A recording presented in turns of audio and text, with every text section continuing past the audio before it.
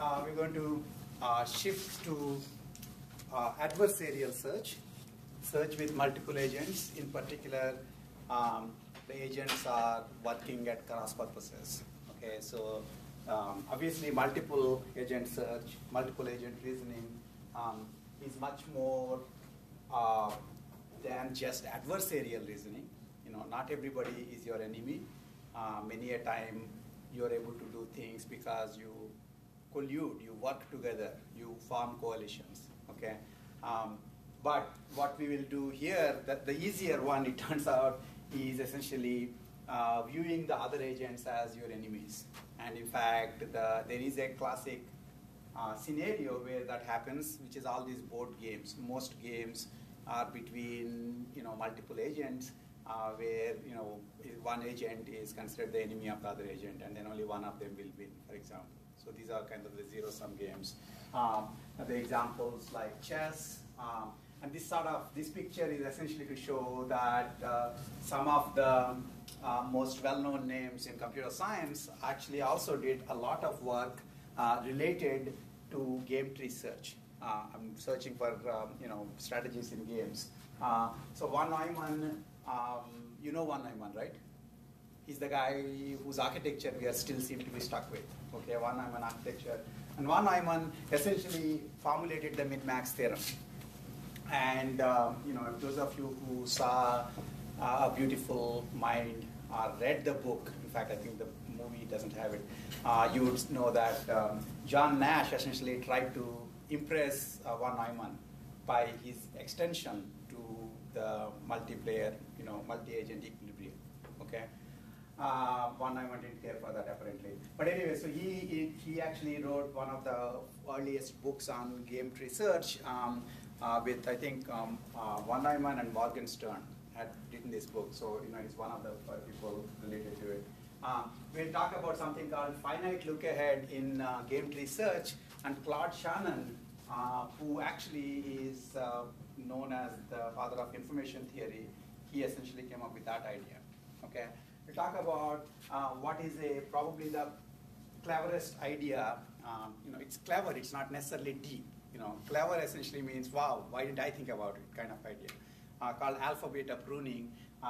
And John McCarthy, actually, who we talked about multiple times, he's considered one of the founding parents of AI. He invented alpha beta pruning. And then Donald Knuth actually analyzed alpha beta pruning to see what is the best case versus worst case performance of alpha beta pruning. So there you have like all the important people and several important people in one slide. Okay.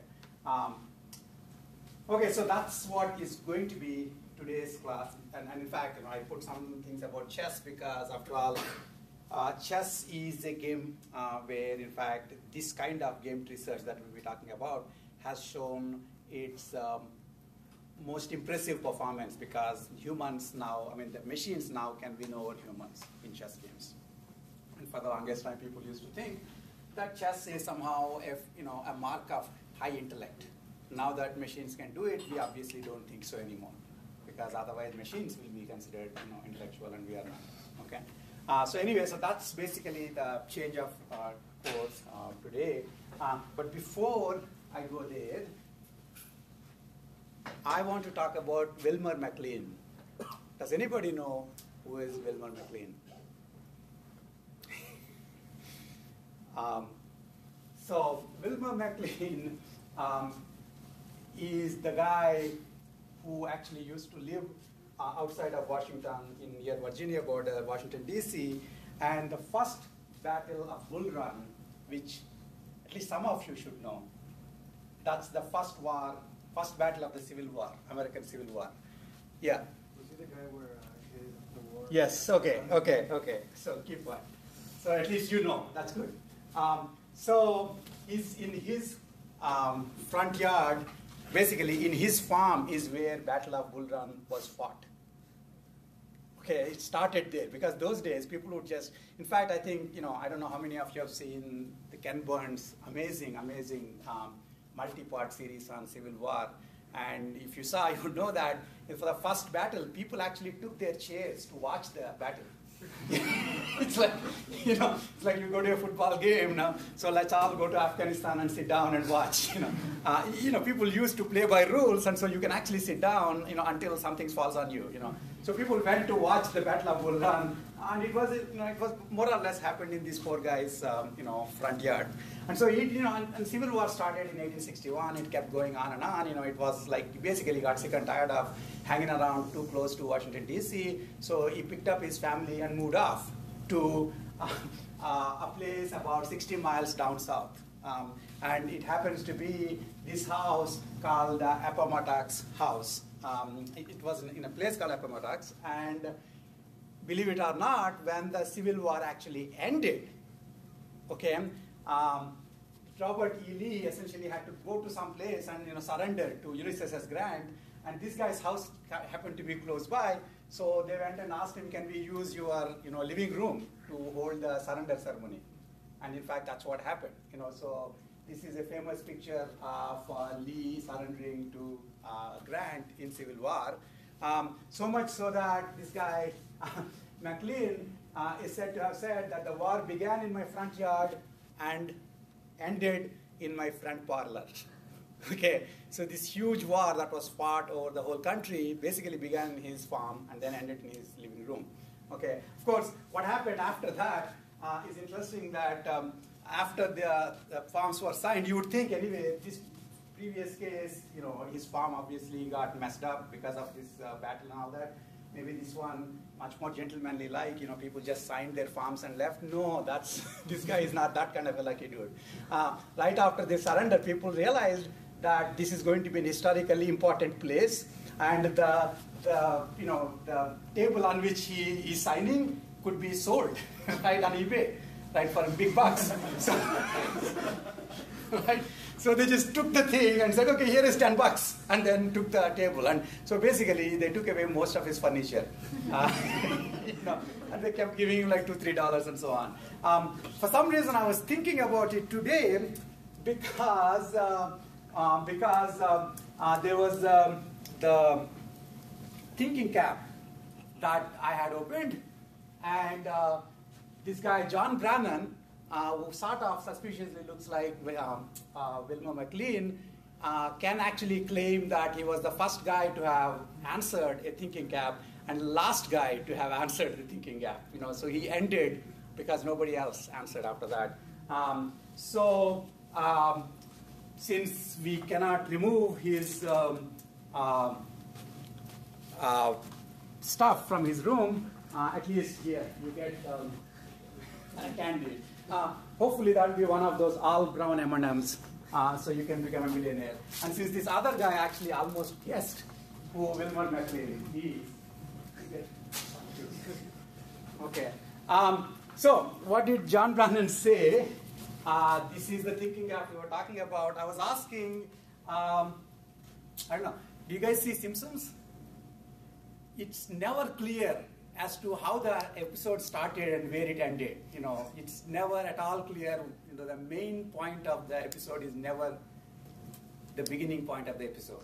Okay, so even though we started with this, in fact, the main point of our episode is, it turns out, the thinking cap question that I was asking, which was, what if in the classification problems, you don't have all labeled data?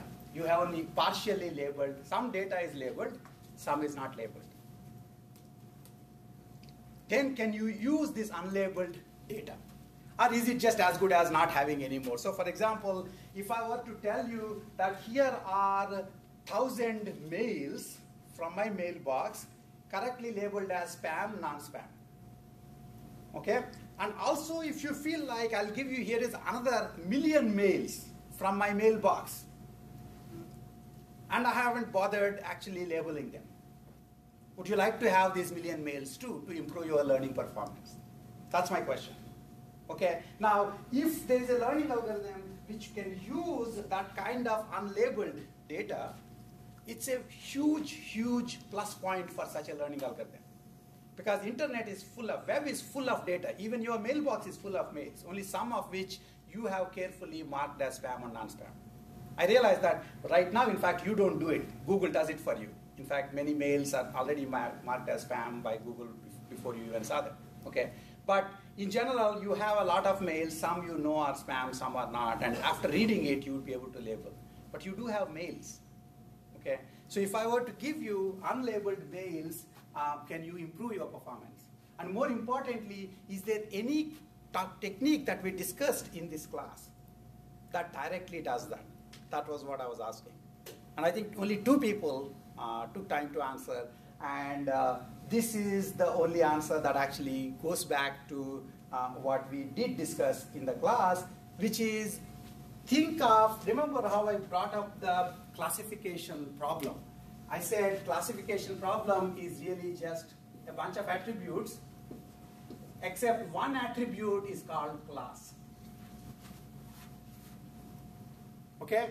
So presumably, for all the credit card transactions, you have information about the transactions, and you also have information for the labeled ones. You also know whether it is fraud or non-fraud.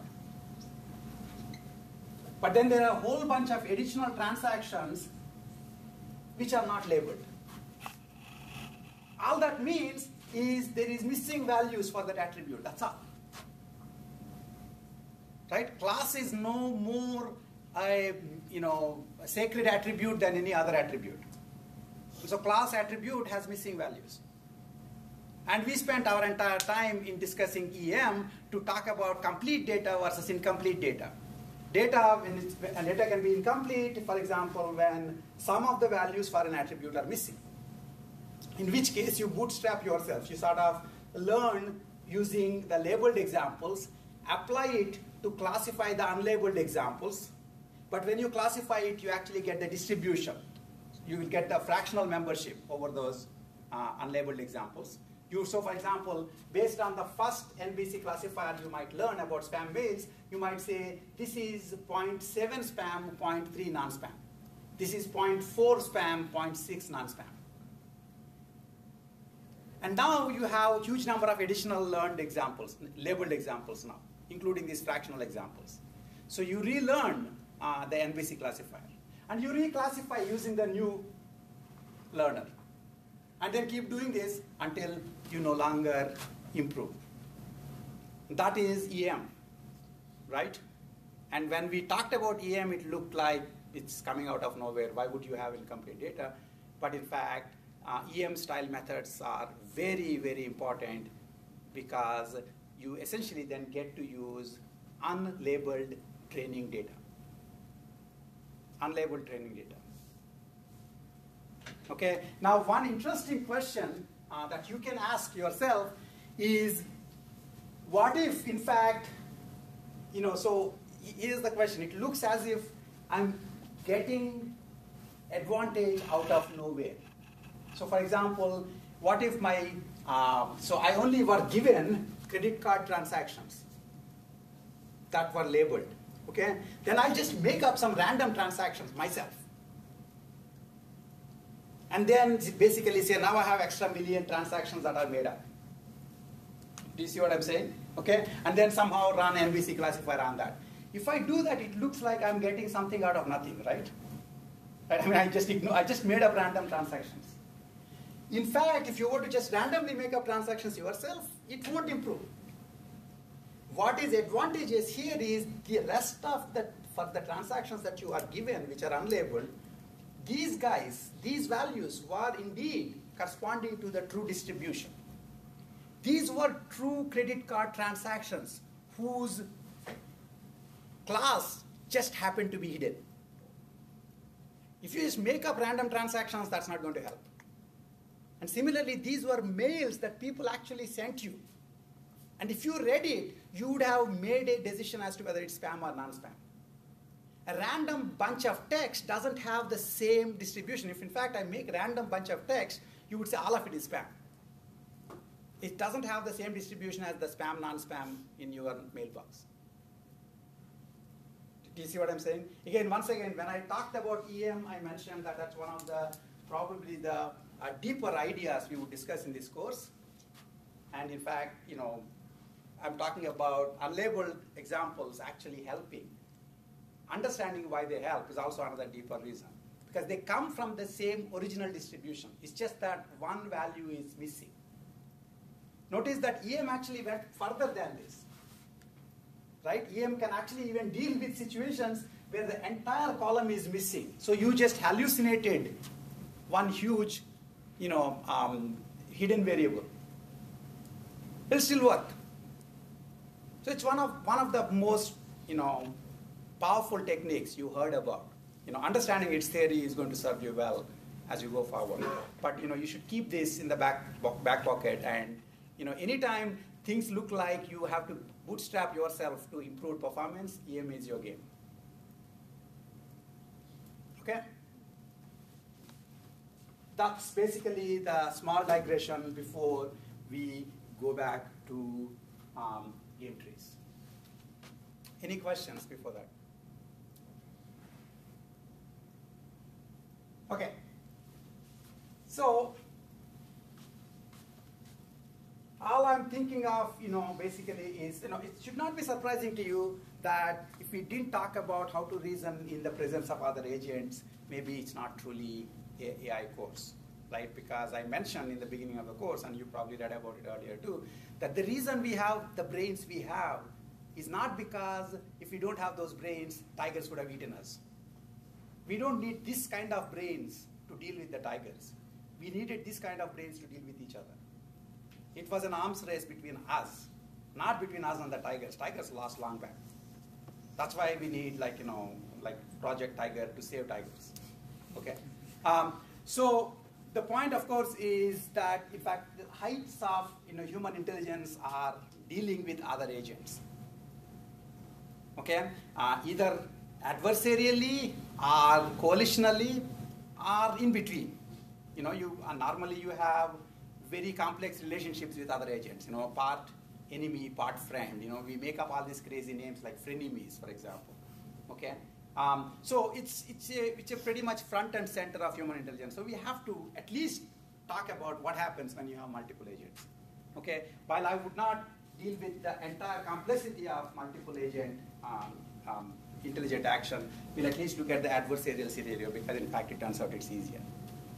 Okay, so the simplest kinds of adversarial scenarios turn out to be board games, where essentially, like something like, chess, right? You make moves, your opponent makes moves, then you make moves, then your opponent makes moves, and you want to win the game. Or at least you don't want your opponent to win the game, right?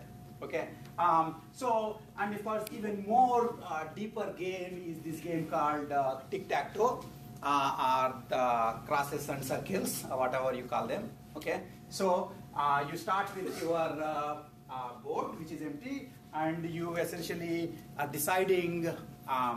You and your brother, you and your friend are playing. Let's call you Max, okay, and your friend going to be called Min. Your enemy is going to be called Min. In two-player games, the agent we want to support is Max. The agent we want to oppose is Min. Okay, and so Max gets to, for example, I'm assuming that I don't need to teach tic-tac-toe. If not, if you do need tic-tac-toe, we'll videotape one extra tutorial lecture on that and put it up.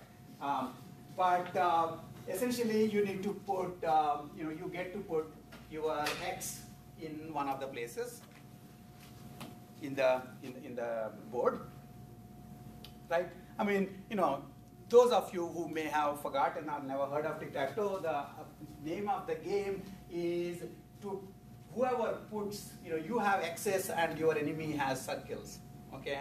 And if you are able to fill up either one row or one column or one diagonal with all X's, you win the game. If your enemy is able to fill it up with, fill the circles, one row, one column, or one diagonal, your enemy will win.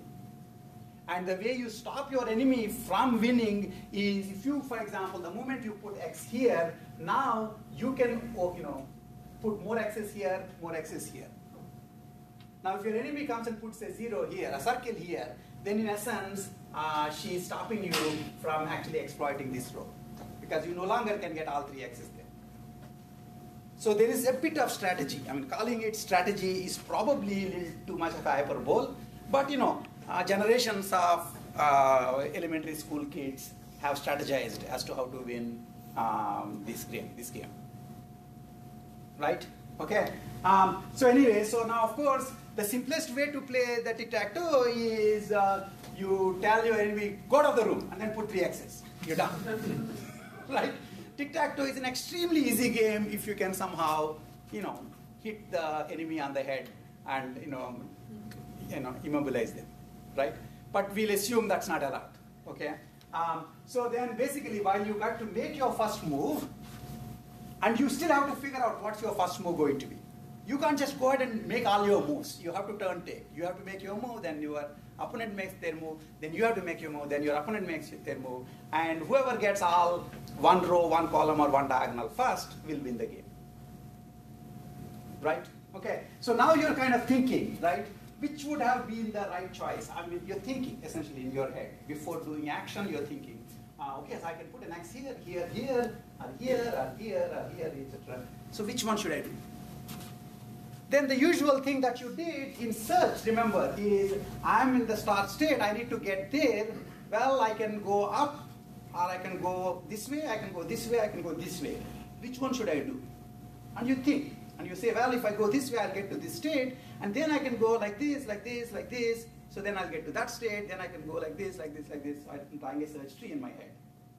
And once I drew a search tree, then hell broke loose, and we had to do a star search. That was what intelligent agent, single agent search was all about. You are simulating the possibilities in your head, and then you're trying to find the optimal action through that. So this is kind of like that here too, except now that you are in this board position, you can't just assume, well, then what do I get to do from here? You already had your chance. You need to wait for your opponent to do something. Okay? So I need to actually think of what my opponent will do. Well, opponents can do all sorts of crazy things, including, to heck with this game and take the, board and throw it on your head, right? But again, we'll assume that we are playing by rules, and the opponent actually has only certain moves that you also have, and you both know that you have this exact same set of moves, and you play by the rules. Okay? So in this case, the opponent gets to, so basically, when I write max at a level, that means from that level, the move is max turns to make the move. And then I write min here because in any of these board positions, it would be min's turn to make the move. Right? So then min basically gets to make a move. So in this case, if I put an X here, then the min can put a 0 here, or a 0 here, or 0 here. Right? Okay. And of course, there are other places too, but these are some of the more important ones. But essentially, you have to consider all the places where 0 can be spread. Circle can be put. Now, having done this, I then have to ask myself, well, if in fact I do take this, then my opponent can make any of these things. And if they make any of these things, for each of them, I have the following moves that I can make in response. And for each of those moves, my opponent can make some moves in response. And then I keep going until in each line of play, I end in a terminating position.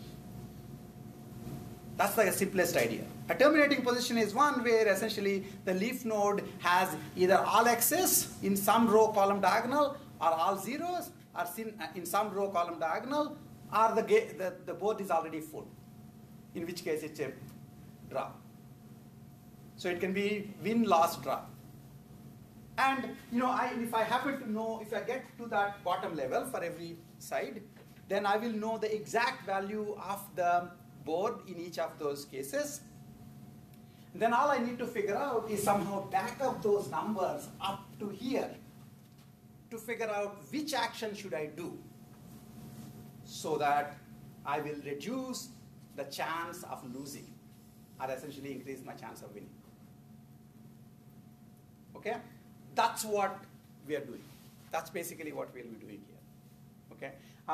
Of course, right now we're talking about tic-tac-toe, but it can be, chess, it can be Go, it can be any random board game, for example. Okay?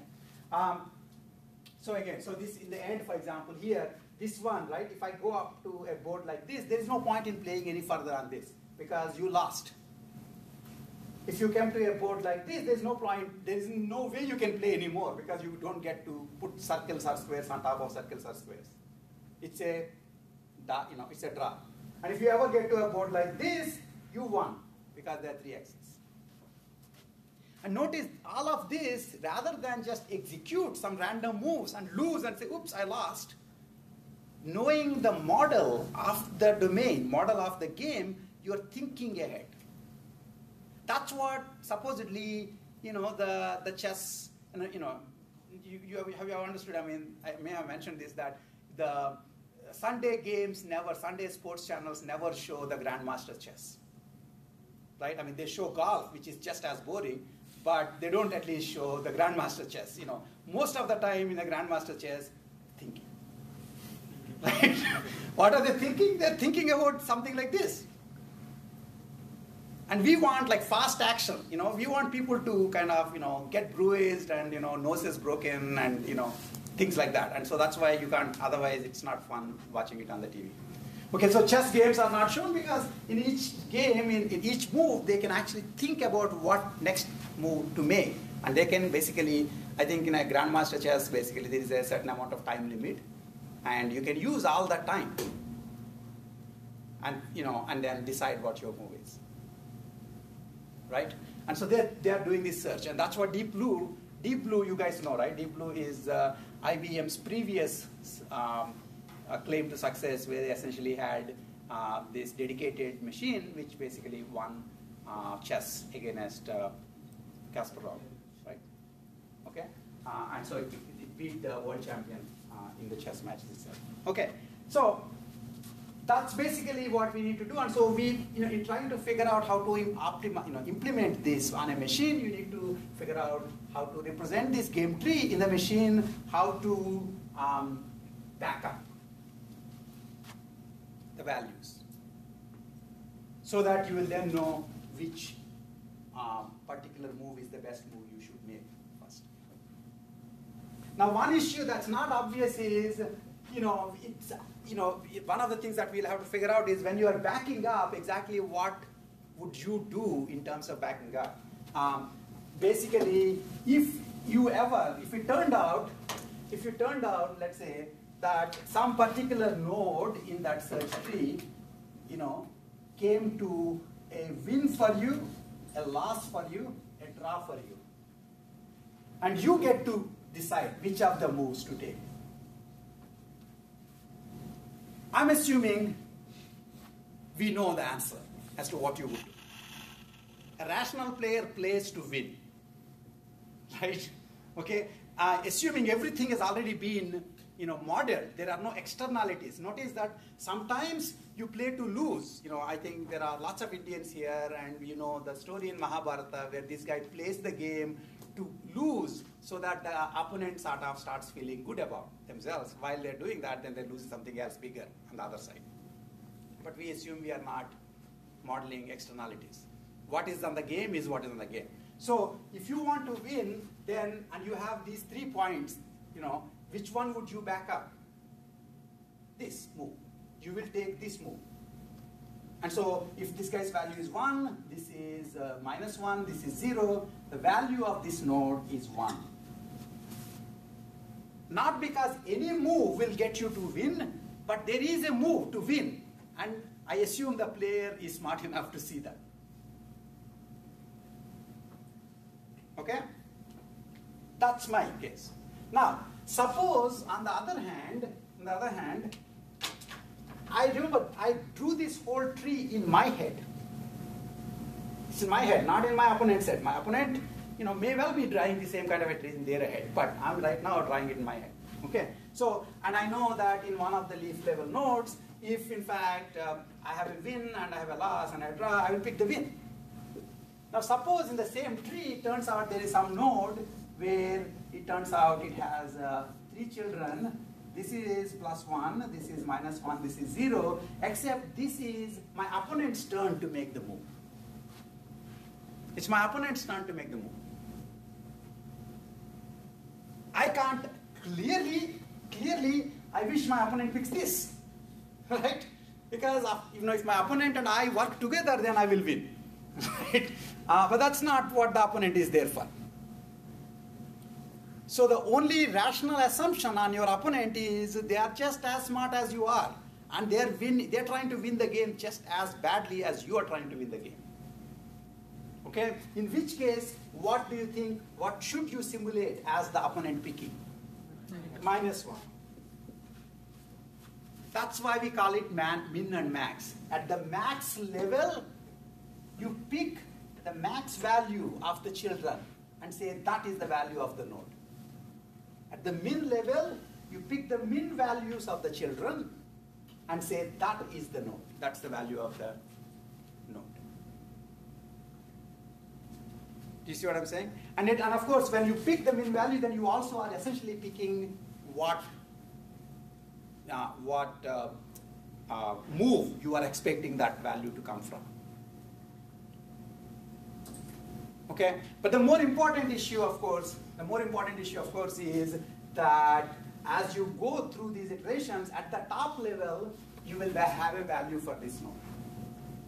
And you'll also know which direction gave you that value.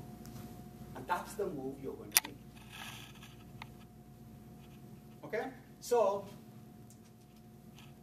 I'll come back to this later.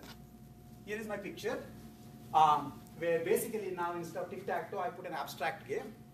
Okay, so the max nodes are upside triangles, min nodes are downside triangles, so sort of minimizing, maximizing.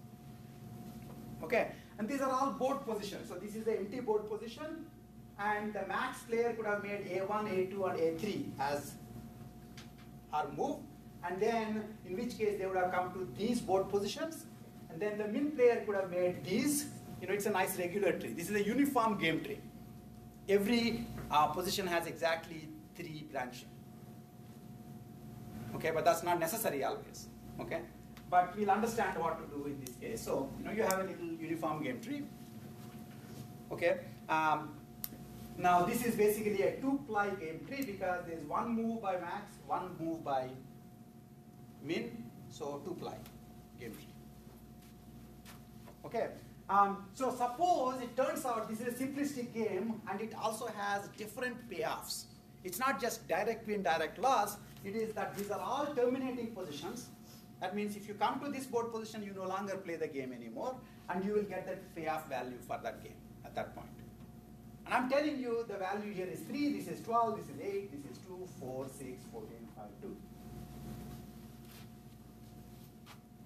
Now my question is, what should I be picking? Notice that I'm thinking ahead. I'm for max, right? I'm thinking that max can do these 3, but if they do this, the min gets to do this. If they do this, min gets to do this. If they do this, min gets to do this. And then these are the values at the leaf level nodes. So min still did not yet do anything. I'm thinking what they can do. My question, of course, is, irrespective of what they do, what's my best strategy? What's my most conservative way to win the game? A1. What? A1. Yeah. So clearly, the obvious pitfall, if you don't think about it, is, you know, if you're like just started hearing about this, you say, oh, this is a 14 here, so clearly you should go this side. Which is what normal search tree would have done, right? If in fact all of these are search tree nodes, single agent search tree nodes, this is a better path because it gets you to a 14. But this guy here is not under your control.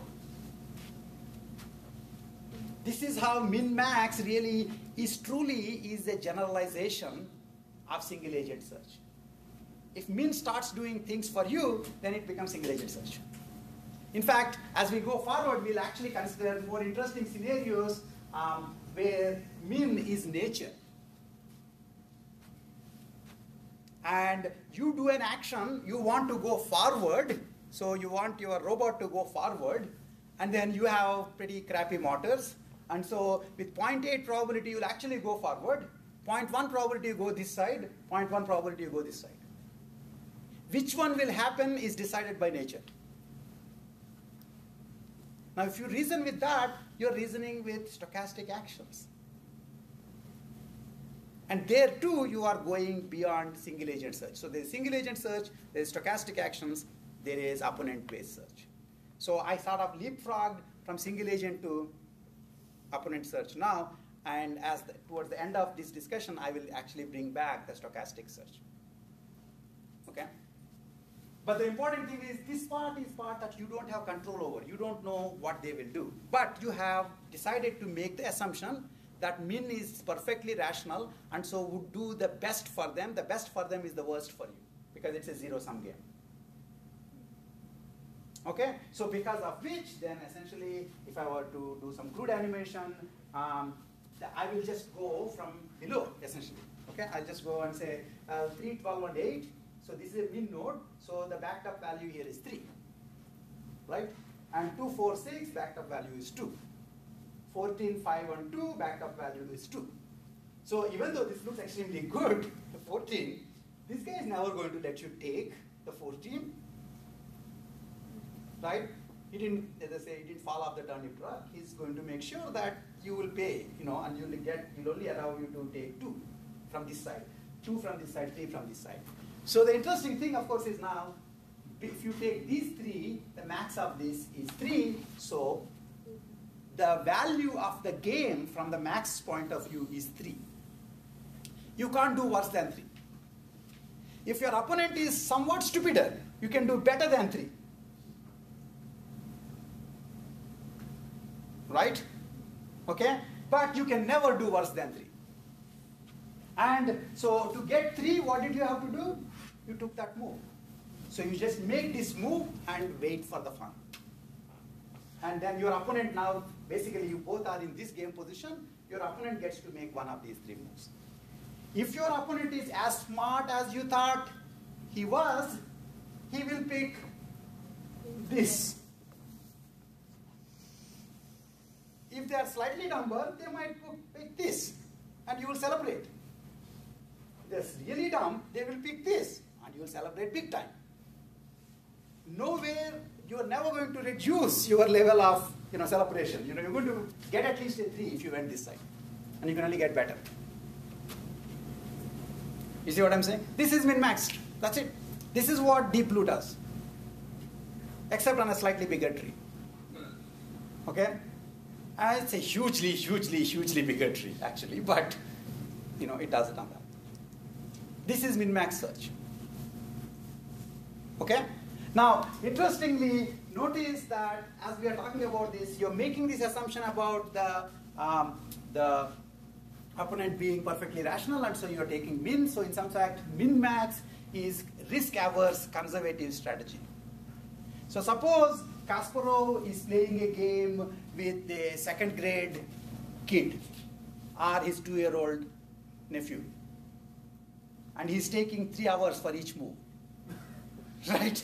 Because you want to make sure that he doesn't want to lose, and the kid can't tell the difference between the game pieces and a piece of candy, right? And we will all be laughing not with but at Kasparov. Why? Because Kasparov made a stupid mistake in opponent modeling. Okay, you should have realized that this 2-year-old kid, unless this kid somehow is an alien life form who at 2 years old, basically knows grandmaster level chess. You want to get done fast, so take some, leaps. So, realize that, well, most likely I want to win like spectacularly, so I'll take this. And clearly this kid with very high chance might even pick this. And so I'll win. You see what I'm saying? So if you are trying to play for impressing, you need to model opponents. And if you kept playing with somebody over a period of time, you figured out that they don't know chess from tic-tac-toe, you should realize that. But the very first time you play at grandmaster's level, you have to assume they're just as smart as you are, and that's not the time to take chances. So min-max is the best strategy when you assume your opponent is perfectly rational. It's only the rational strategy if you assume that your opponent is perfectly rational. If not, it's not. Okay? Okay. So in this case, of course, you pick this. Now, I want to ask myself the following question, and also you the following question. How hard is it to implement min-max? There's some kind of a search going on here. I mean, I made it sound as if I went like this, right? That is a bad kind of a search. That's breadth first search. Do you really need to do breadth first search? Who said no? Yeah, you don't need to do breadth first search. You can, see, I showed the entire tree to you. You don't need to know the entire tree. You can generate the tree depth first fashion, and you will still be fine. How would you have done it there? So when I started, basically I would only be knowing that I am at this node. So you are the guards, you know this. So I ask you, okay, so I'm thinking of considering taking this move. Tell me what would be my state. And so the child generator function will say this state. Then I'll say, no, then I'm thinking that my min guy will take this move first. Then I will find out this, and whose value is 3. Right? So then I know 1, 3, I can keep the 3 in my hand, go up, take the next move, and that is 12. Now I just have to take min of 3 and 12, which is 3. I don't need to remember the whole history. I just need to remember what's the best move for min up until now. And then when there are no more children, whatever I'm holding here becomes the value of this node. That will then become the bound here. In fact, what I'm holding as intermediate values, turn out they have a beautiful property. When I search as 3, right, the intermediate value for this is 3. The true value is not 3 yet. But is it anywhere on both sides of 3, or is it only on one side of 3? Less than or equal. It's only on one side of 3. It has to be eventually less than or equal to 3. Right?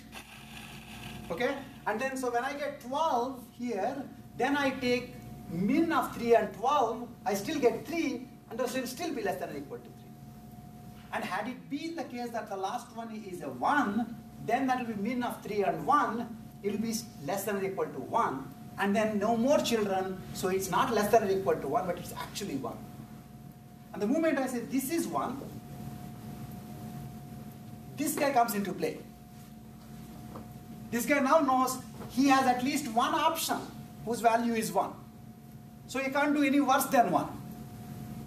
So his intermediate value is 1, but his true value is greater than or equal to 1. Because anything else they see in the tree can only improve their performance, not worsen. Do you get this? Okay, so I said 2 important things. One is to realize that just because the entire tree is there, you need the entire tree to be constructed. No. You construct the tree as required. You construct it in a depth-first traversal.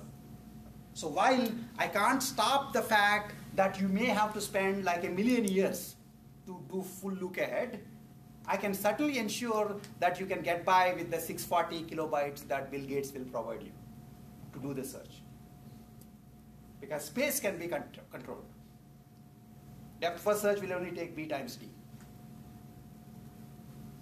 I mean, you're going back, to the beginnings of this course, right? So we can, and then we do that depth first search. And the other thing I'm realizing is the way to do the depth first search is that you essentially, when you look at these nodes, you remember the intermediate values. And these intermediate values are really bounds. For the min nodes, we call them beta bounds. And beta bounds are such that the true value is always less than or equal to the current bound.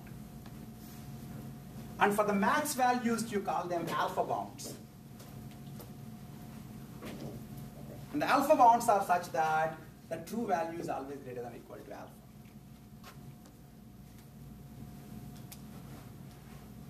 Okay? Right? Now, here is my interesting question. Suppose, it is the case that I have a 3 here, right? And so, and this was, let's say, this was like, 8. So 3 remained. Okay, and so it became no longer the bound, it's the true value, 3. Okay, and so this guy is now greater than or equal to 2. So now I come this side, right? And for some reason, so then as soon as I find this guy, come down here, I got a 2 here. Remember that I just went up by depth first, went down this side. That's what depth first does. You have no clue when you're doing this how much tree is left. You guys are guards. You see the entire tree. For all I could tell, there is a huge, deep tree right here. I didn't know. Okay, imagine that. Now, I got a 2 here. The moment I got a 2 here, this is less than or equal to 2.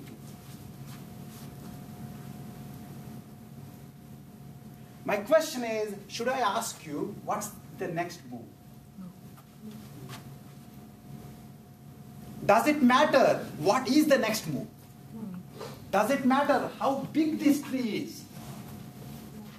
When you say, I don't need the next move, I'll say, are you sure? There are like a million other things this guy can do. Would you be intimidated? Those of you who don't know what this whole no situation is, let's go over this again. As soon as you got a 2 here, this guy said less than or equal to 2. This guy said greater than or equal to 3 already. So this guy already knows a move which at least gives him a value of 3. Whatever you do here, how many days you spend here, you will never get better than 2. So this entire tree is wasted effort. It's not in play. You keep hearing this, right? Like, for example, apparently Obama folks are trying to put Arizona in play. It'll be great because we won't get to see any TV shows anymore because it'll be full of real TV advertisements. Now, one of the nice things about living in Arizona, which you may or may not have realized, is when presidential elections come, the shows will still continue because nobody actually wastes time on actually showing advertisements for us because Republicans know they'll win, so they don't show, and Democrats know that they have no clue, so they won't show either. But the moment it becomes part of the game, then we won't actually have Seinfeld and Simpsons to see. You'll see just lots and lots of advertisements. So, welcome to that life. But the interesting thing is, the moment this is less than or equal to 2, there is no play here. This is all out of the play. You see what I'm saying? So I would like to cut my search. When I cut my search, do I know how much I saved? You have no clue. This is like this Department of Homeland Security. We keep thinking they haven't done a thing. Right?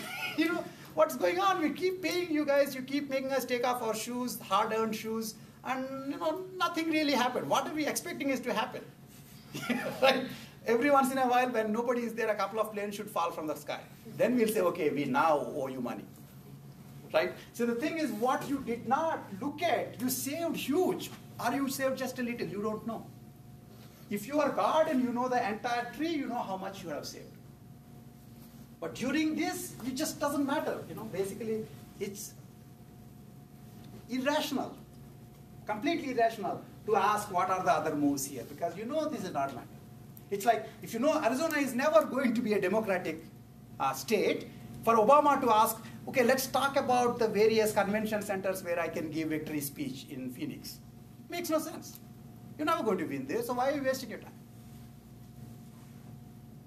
You see what I'm saying? So what we did here is called alpha beta pruning. It's an amazingly clever idea in the sense that once it's explained, the clever idea is one where if you thought about it, man, you would have considered yourself clever. If somebody else explains it to you, then it's no longer, you think, yeah, I could have thought about it too to some extent. Once I show it to you, would you really, really want to know what's going on here, given that this guy will never let anything less than 3 come out? You would realize there's no point. Right? And alpha beta pruning is a clever idea, and every game tree search algorithm, including Deep Blue, has to just use it. Because not using it means I am dumb and I admit I'm dumb. Okay? I have extra CPU cycles, and I'm so stupid that I want to keep looking this cycle. It makes no sense. You see what I'm saying? Now, if I were to do pruning, then do you think by pruning this, would the true value here, could it have changed because I pruned here? No, of course, if that is the case, then it's a bad pruning, right? So when the alpha beta pruning works, you would not know the difference. If you did it on the entire tree, you would still have gotten the same answer. Here you got the same answer with much less search. Why would you want to do more search? The clever ideas are of that kind. Why would you ever want to do anything else? There is no trade-off here. The trade-off is using brain. That's it. Right? Okay? So I had to go through this because, in fact, here's a sort of a personal story. So my wife is also a faculty member at ASU, and we are both in engineering college, but we have had a stable marriage for the longest time. And the reason is partly because the area she works in, VLSI design, I took the VLSI design course when I was an undergraduate and dropped it, and got bored thinking it's just baking sand. Why do I want to know? That and the fact that I saw myself getting a D-. And then my wife had to take AI course at Maryland, and she found the entire course to be too verbose and full of words and not enough symbols. And she thought the only thing that's sort of redeeming was alpha-beta pruning. Okay, so since we have not much to talk about the schoolwork, we are actually able to keep our marriage. But more importantly, I thought that alpha-beta is almost not human. Humans don't actually are not able to find such clever tricks most of the time. And yet, there is no reason why once one human finds it, why a computer algorithm shouldn't use it. So if you have a friend who is doing alpha-beta pruning cognitively, they are not human. They are probably Klingons. But if you have a program that's not doing alpha-beta pruning, that's not written by a computer science person. It was probably written by some grade school dropout. Okay, so that's the notion of clever ideas. Once you know it, once you know that there is, an n-log-n sorting algorithm, there is no reason for you to reinvent the wheel. Okay.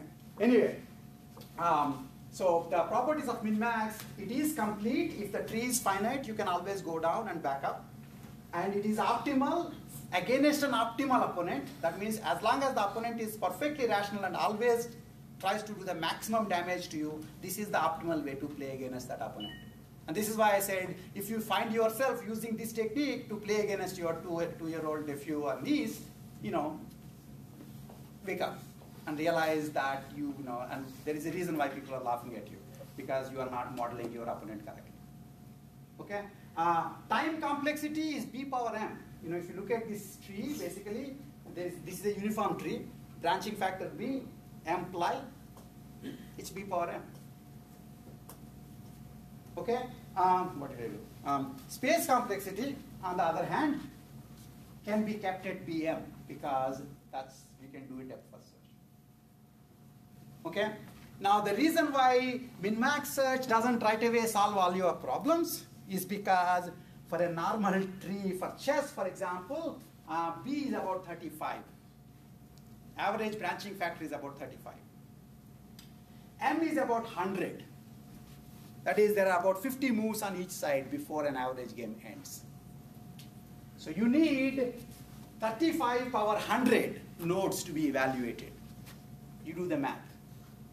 And even if Apple has like a good discount on the next computer, it still is going to take multiple universe times to actually evaluate all these nodes. Okay? So pure min-max cannot be used directly, except on simple problems. Tic-tac-toe, it can be used. In fact, this was going to be my project if we had time, to actually do min-max search, tic-tac-toe program with min-max search and alpha-beta pruning. And even in bad Lisp, it will run fast enough. But chess is a bigger game.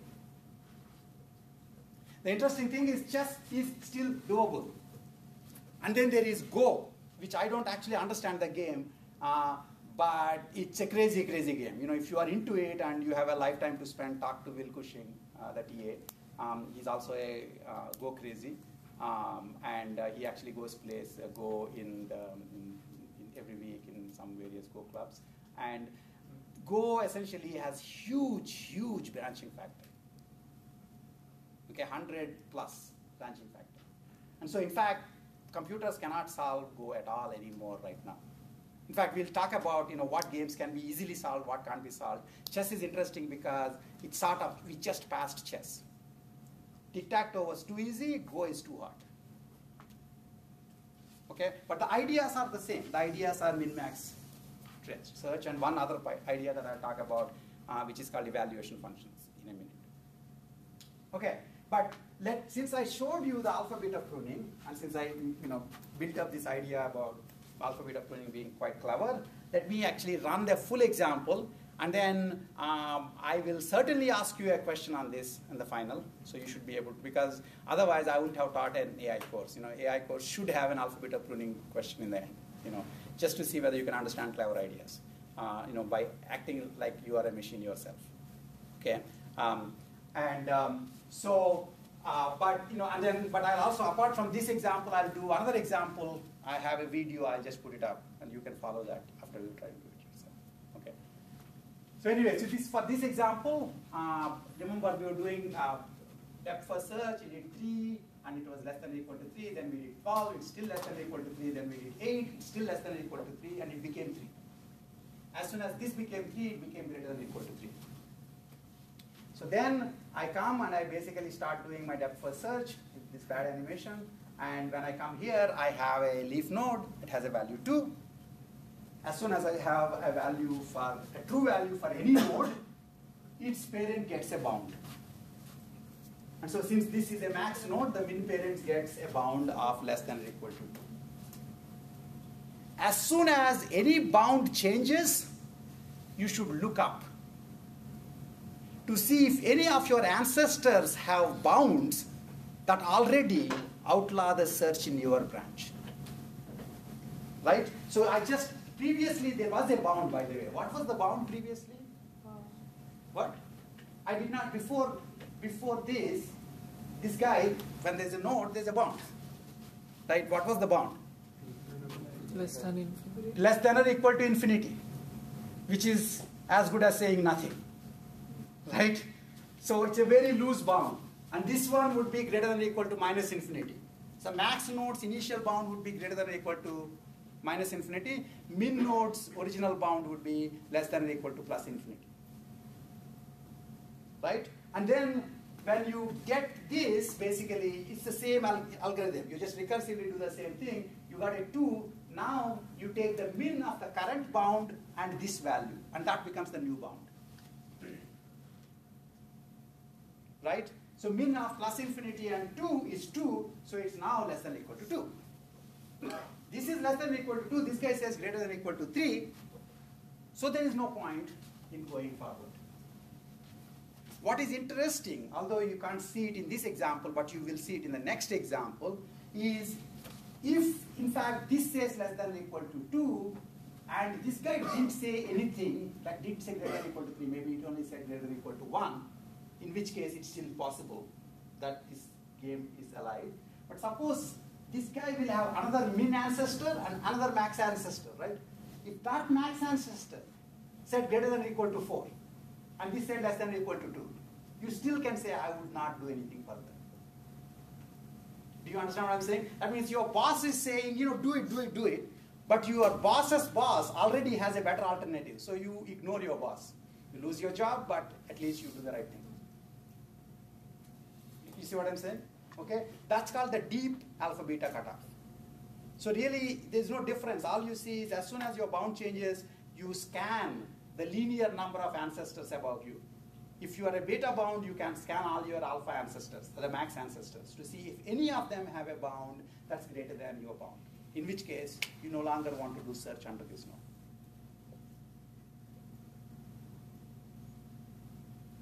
Okay. Another idea is, suppose I have said less than or equal to 2 here. Suppose this was actually 3. Then I would say less than or equal to 3. Would I continue doing work here? Yes. Who says yes? No. Unless they give beauty points for the way you win chess match. A win is a win. However ugly the win is a win. If you have a 3 value here, why do I need one more 3 value? It's like that Hollywood woman saying, I already have a book. Okay, I already have a 3. I don't need any more 3s. Right?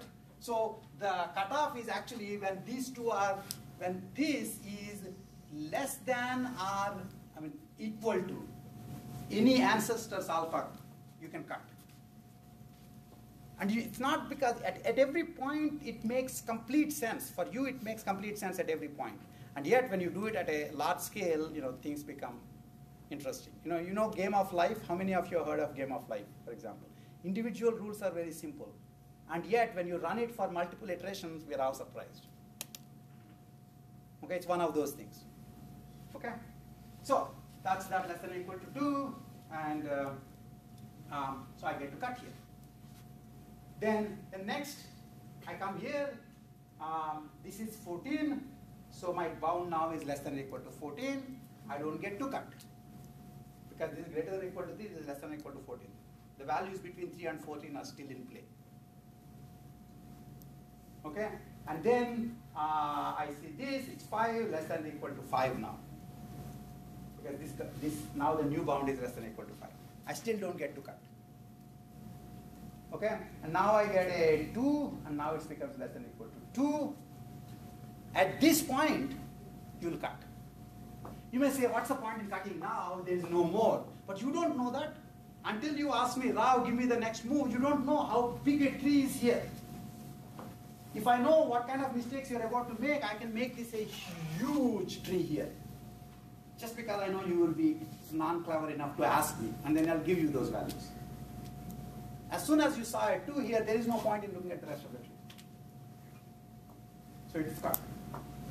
In this case, the cut, knowing oracular information, being God yourself, and knowing the full tree, you realize that the cut happened essentially at the last minute, so there is no real use of it. But you don't know that, if you're a normal, player, you don't know how much more is there. I mean, the program doing min-max search doesn't know how big the tree is. Okay? So that's min-max thing. So this is just telling you whatever I just told you.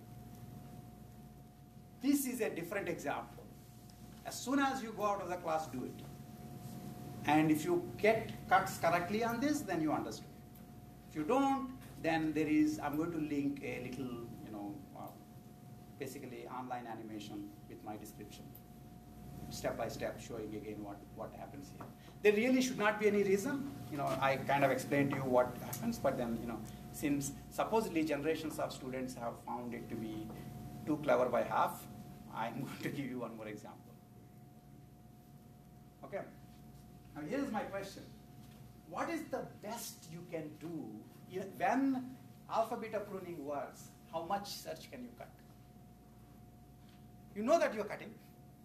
Right? In this particular case, for example, you cut these two and nothing here. How much can you cut? So this is going from being clever to being computer scientist and sitting there and trying to analyze the problem and getting bounds on the best performance.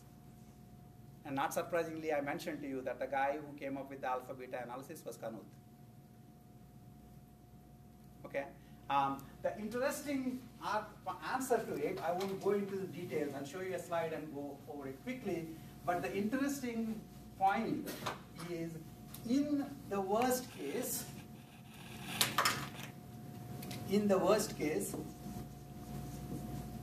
and in the best case. In the worst case, how many nodes would you save? I mean, basically, any node you avoided generating, and in particular, any of the leaf nodes you avoided evaluating, that's all savings. In the worst case, alpha-beta pruning doesn't have to cut anything at all. So in the worst case, the cut is 0. In the best case, what is it? The interesting thing is, getting a feel for how does the tree look is important.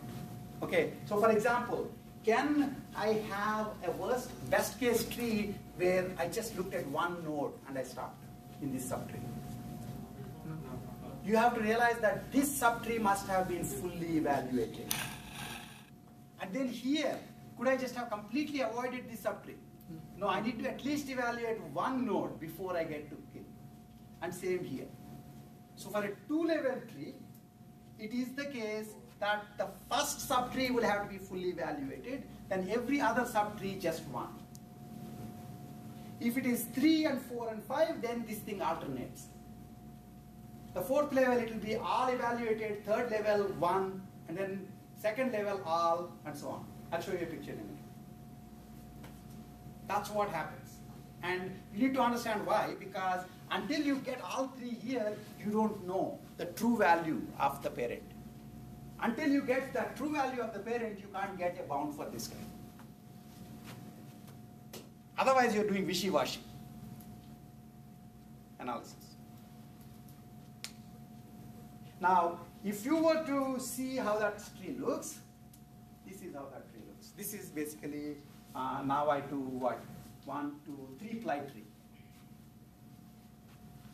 And everything in the dotted lines is not evaluated. That means you don't even know that it existed. You just happen, because you're guards, you know that. Okay? So you will have to evaluate all these 3.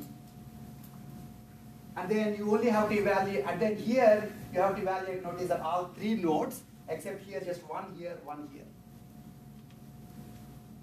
Okay? And similarly, all 3 here, and none of these. All 3 here, none of these. That picture is what Kanuth had to draw to get his paper. Okay? And if you were to analyze that, and you can read this stuff, it's cute. If you're into algorithm analysis, it will be particularly cute to you. You can show to yourself that the number of nodes you expand this way is 2 times b power d by 2. Okay? 2 times b power d by 2 as against b power d. So if you forget the 2 part, then essentially you're taking a b power d search and cutting it into a b power d by 2 search. You are having the exponent in the best case. So that's how good it is. Now, if you have the exponent, so if you only have, let's say, a particular piece of hardware which can go a certain depth in the given amount of time, now with the alpha beta pruning, it completes that amount of work in half the time. So it can go double the depth in the same amount of time. And to understand how big a deal this is, I need to show you, where am I?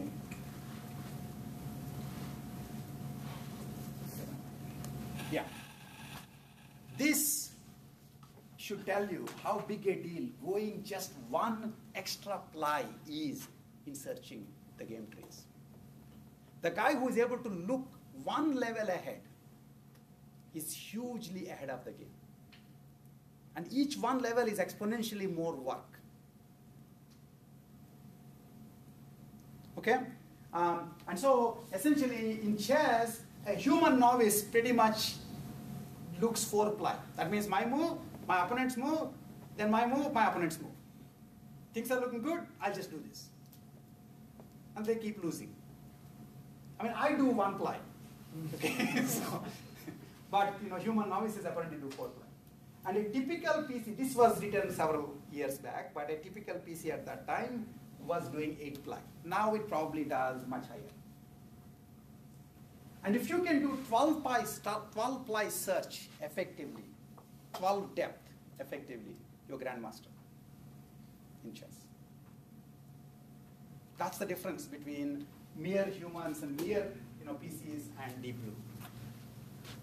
The problem is this is an exponential problem. 1 extra ply doubles the time. Right? So basically the alpha beta pruning is by cutting down the exponent, it is allowing you to go deeper with the same amount of time.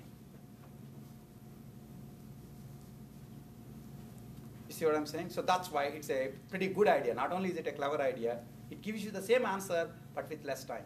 And you can have opinions about other things, saying, oh, I don't feel like using knife-based classifier because I don't really believe in its assumptions. And I would respect you for that. But you can't say, and in some countries you can also say, I don't believe in evolution, I don't believe in physics, I don't believe in chemistry, all that stuff too. And maybe you can be respected. But I cannot respect you, and you would certainly not pass the course if you say, I don't believe in alpha beta pruning. It looks too clever. Right? It's like saying, I don't believe 1 + 1 is 2. You see what I'm saying? There's no opinion here. Once you figured it out, you use it. Because why would you not?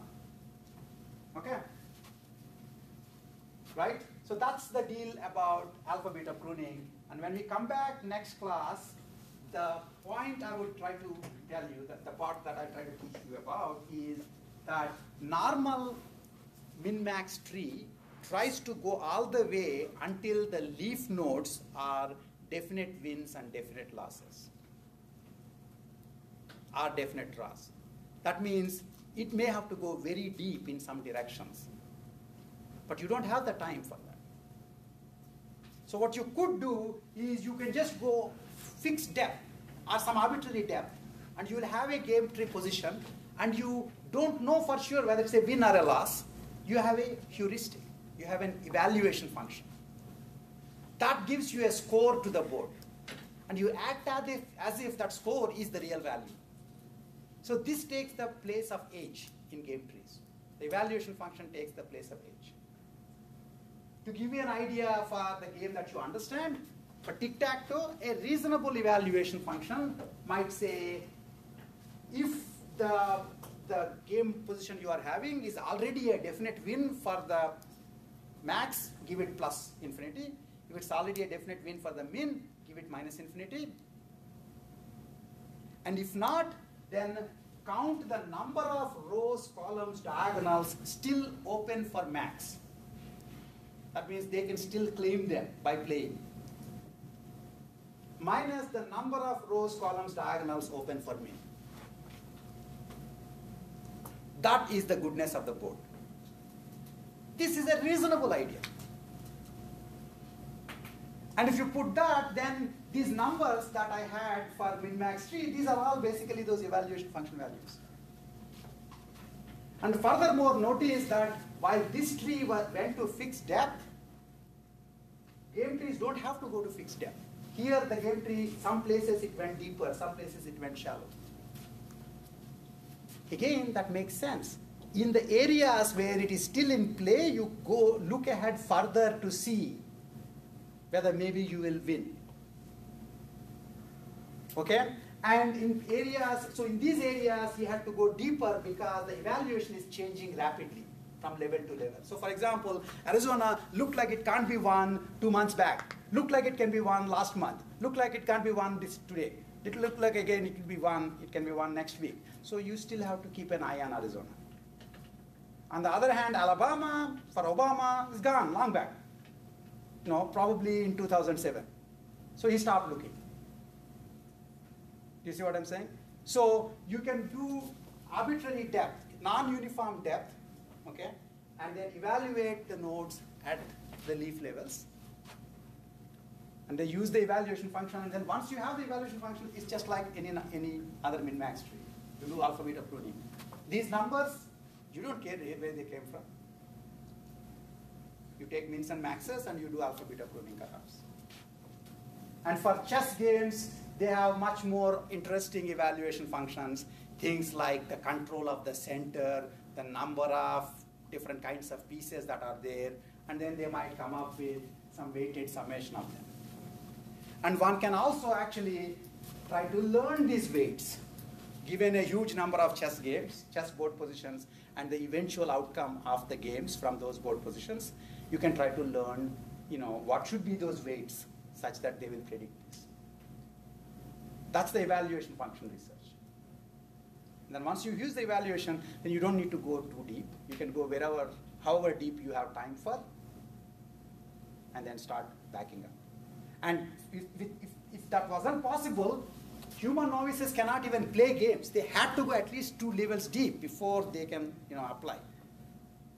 If you said, no, until you can simulate all the way to the end, you can't make a move, then you will not be able to do anything. So we'll stop here. Next class, I will continue starting from here and go into stochastic dynamics. And it actually has connected.